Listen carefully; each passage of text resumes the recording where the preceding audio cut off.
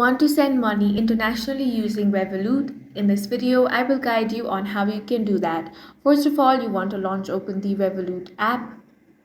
Now log in with your passcode. From the home screen, tap on Transfer at the bottom, then tap New in the top right corner. Next, choose Send International. Select your destination country, for example, the United States.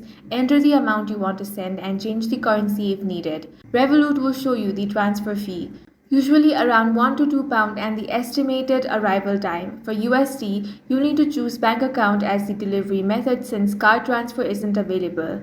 Tap continue and enter the recipient's details including their account number, routing number and full name.